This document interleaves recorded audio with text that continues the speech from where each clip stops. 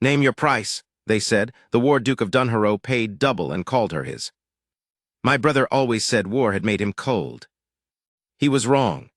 I know that now because I was standing in the gallery of Hatherton Hall the night the War Duke of Dunharrow walked into a marriage auction, heard a frightened girl's name called across a candle-lit room, and paid every pound in his account to stop what was happening to her.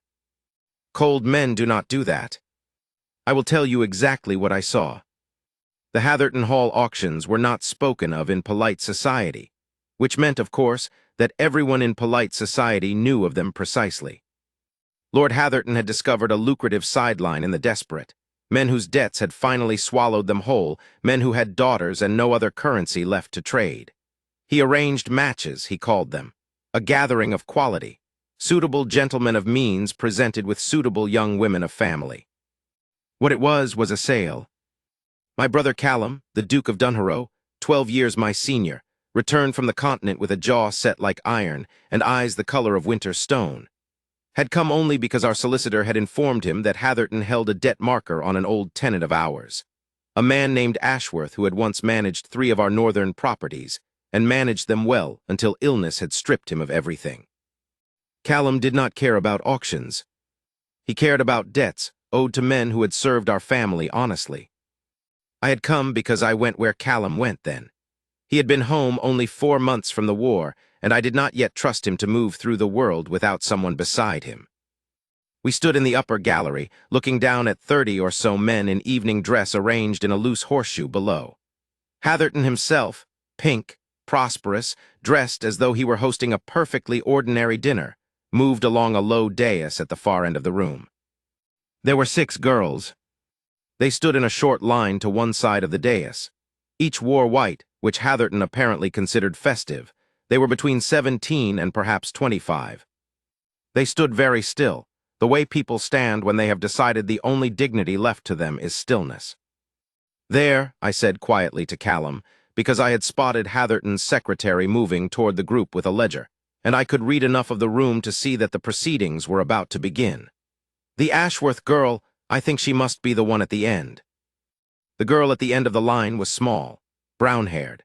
Her gown was white like the rest, but it was clearly borrowed. The hem was an inch too long, and the sleeves had been taken in with visible stitching at the shoulder.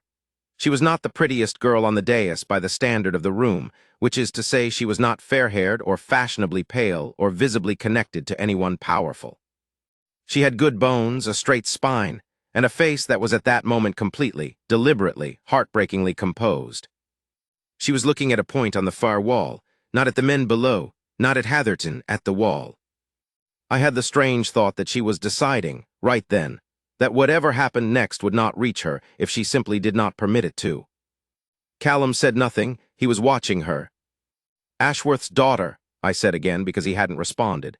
"Her name is, I believe it's a Leaner, the solicitor mentioned." "I know her name," Callum said. I looked at him, his expression had not changed. His jaw was the same iron line it always was, but his hands, which had been resting loosely on the gallery rail, had both closed. The auction began with the first girl, fair, very young, the daughter of some minor baron whose gambling had eaten his estate from the inside out.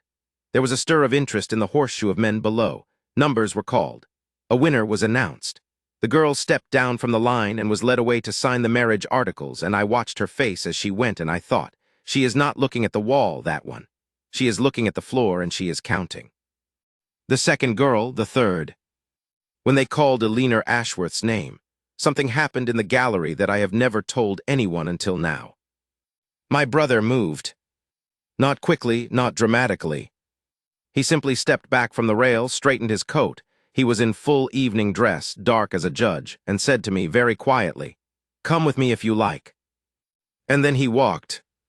The gallery stairs brought us down to a side corridor and into the main room before the bidding on Leaner Ashworth had properly begun. Hatherton had her name in his ledger and was consulting the figure beside it, her father's debt total, which was the opening number. The men in the horseshoe were murmuring. I heard the word plain from somewhere in the middle of the group. I heard Ashworth, wasn't there some trouble with the northern properties? I heard a laugh, low and careless. Leaner Ashworth, standing at the end of the dais line, was still looking at her wall. Callum walked through the horseshoe like a blade through paper. The men moved for him without meaning to. That was what the war had made him, among other things, a man you stepped back from without quite knowing why. He was not the tallest person in the room. He was not the heaviest. But he had a quality of stillness in motion, a kind of absolute intention that made the space around him seem to rearrange itself. He stopped in front of Hatherton. Hatherton looked up from his ledger, and the pink went out of his face. "Your Grace," he said. "The Ashworth debt," Callum said. "The full figure, every marker you hold." Hatherton blinked. "I'm sorry, the auction for Miss Ashworth has only just—" "I am not bidding," Callum said. He reached into his coat and produced a folded document that his solicitor had apparently drawn and that he had apparently been carrying for this precise purpose. He laid it on Hatherton's open ledger.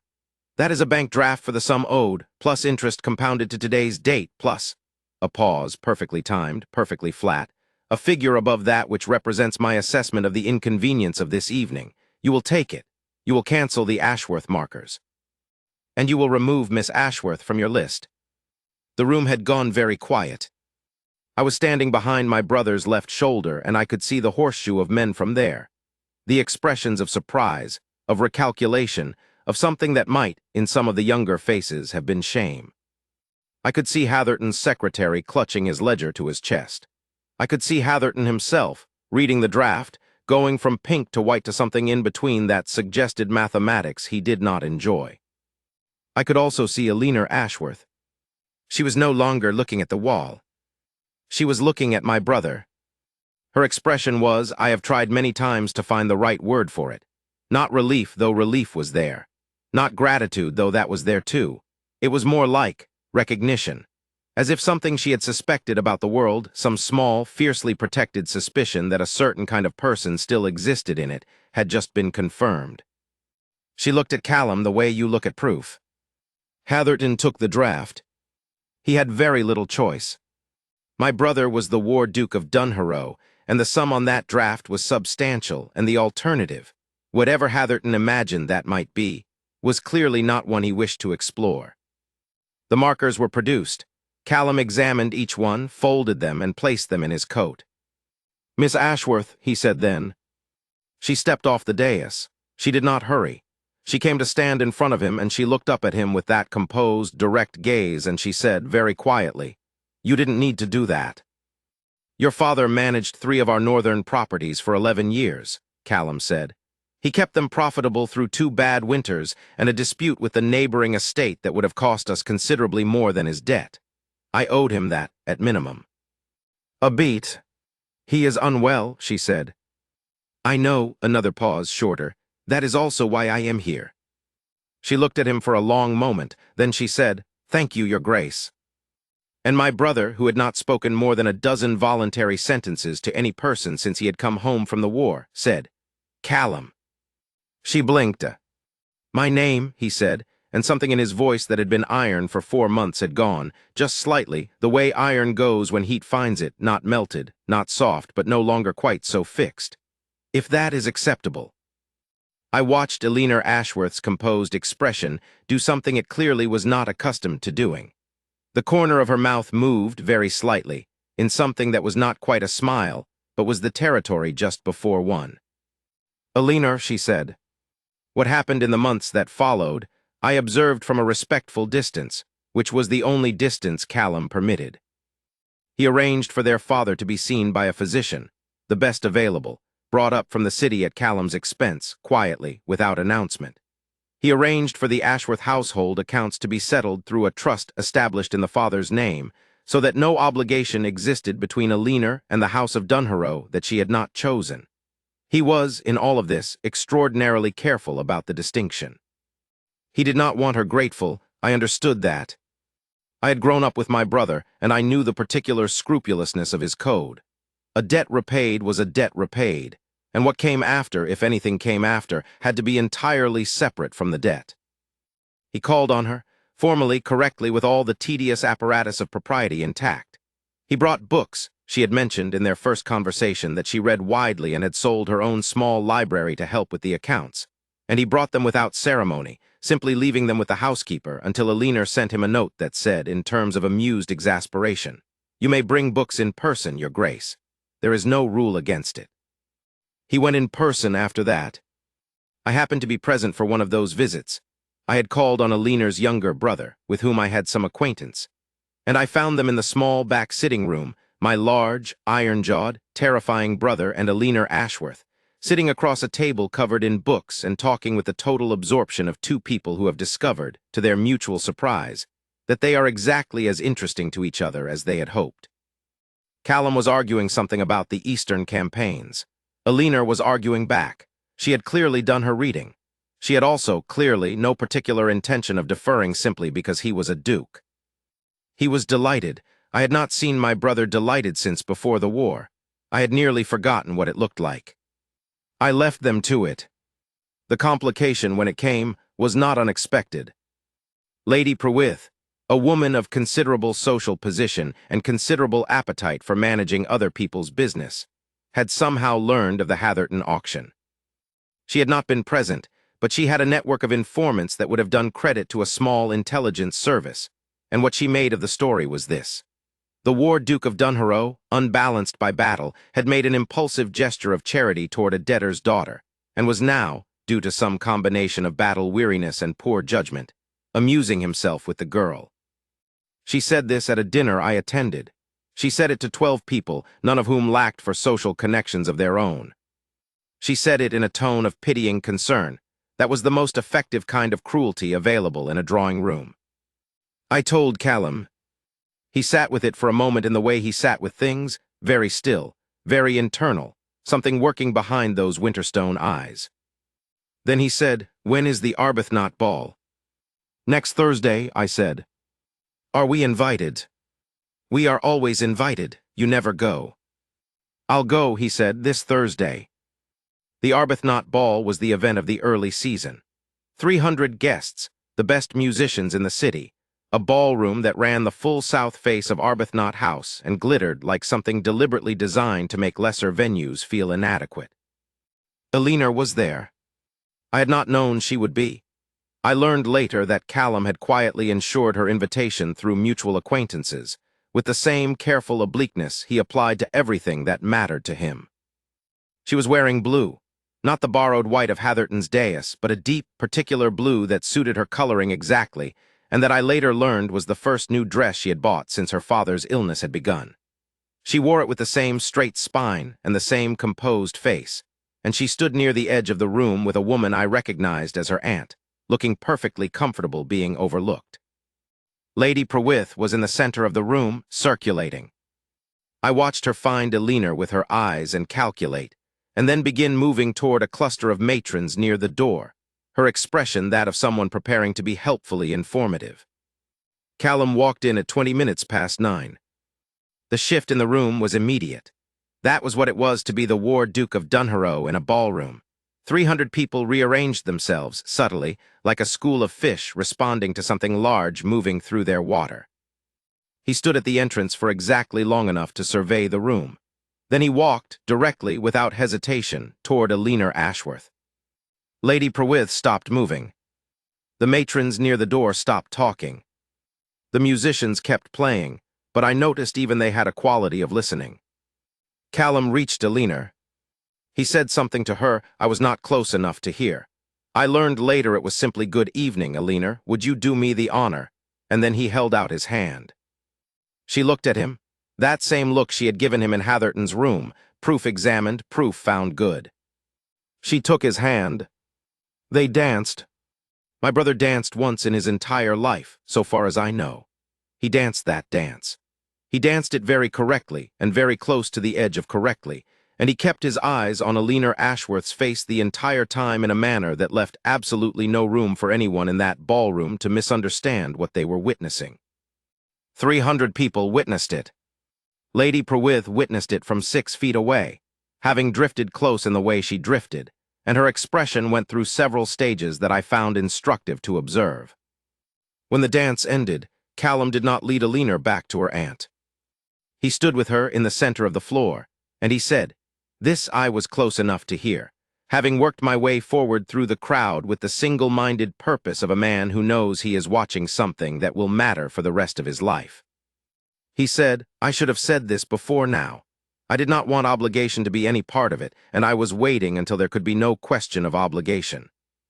There is now no question in my mind of anything except the fact that I would very much like to marry you, if you will have me. A pause. I am aware, he said, that I am difficult. Eleanor Ashworth looked up at him. I have read about the Eastern campaigns, she said, in some detail. A beat. I still want to marry you, she said. The music had started again, and the crowd had closed around them, and Lady Prowith was somewhere behind me saying something to a companion. But I could not hear it, and I did not particularly care to, because my brother, my iron-jawed, war-hollowed, fiercely private brother, was smiling. Not the iron loosened, not the jaw adjusted. Actually smiling at Eleanor Ashworth, who was smiling back at him with an expression that was no longer the territory just before a smile, but the real thing entire, composed and warm and entirely her own. They were married in November, at Dunharrow, in a ceremony that was small by the standards of a ducal house and exactly the right size by every other standard. Her father attended. He was not fully recovered. The physician had said plainly that full recovery was unlikely, but he walked his daughter down the short nave of the Dunharrow chapel on his own feet, which he had told the physician he intended to do, and the physician had learned not to argue with. I stood beside Callum. When Eleanor came down that nave and Callum saw her, and she saw him, there was a moment between them so private that I looked away, not from embarrassment, but from the feeling of witnessing something that needed no witness. After the ceremony, when we were standing in the hall and the household was busy with the breakfast arrangements, Eleanor's father came to find Callum. He was using a cane and moving carefully, but his eyes were clear. He said, "Your Grace, I want you to know that what you did for my family." "Sir," Callum said. The older man stopped. "You managed our northern properties for 11 years, Callum said, and you kept them sound, and you sent us honest accounts when dishonest ones would have served you better. What I did was not generosity. It was a debt paid." Eleanor's father looked at him for a long moment. "Then consider the debt paid," he said, "and the surplus, whatever it was, a wedding gift." Callum looked at him, and then he said something I had never in my life heard my brother say, in quite that tone, to anyone outside our immediate family. He said, "Thank you, sir." I have told this story as a brother tells a story, with the biases and the blind spots that entails. I am aware that I have not told it as it appeared from the outside, which is to say, a feared duke sweeping in to settle a debt and claim a girl out of obligation, with no warmth to it at all. That is not what I saw. What I saw was my brother, who had come home from a war missing something essential, walk into a room where a girl was standing very still on a dais, and making herself absent from the proceedings by sheer force of will, and see her. Not the debt, not the transaction. Her. The straight spine and the directed gaze and the small, fierce dignity of a person who had decided that whatever happened, it would not touch the part of her that mattered. He saw her the way you see a thing you recognize. And Eleanor Ashworth, who had been standing at the end of a line in a borrowed dress and looking at a wall because the alternative was worse. Eleanor looked at my brother and did the same. What happened after was the normal business of two people who have recognized each other attempting to get to the place that recognition points. There were difficulties. There were the expected obstacles of society and obligation, and my brother's considerable and well-earned reputation for difficulty. There was Lady Prowith. There was a ballroom. In the end, there was also a chapel at Dunharrow in November, and two people standing in it who had each, in their separate and considerable suffering, given up on the idea that the world contained a person who would simply see them. They had been wrong. I am glad I was there to observe it,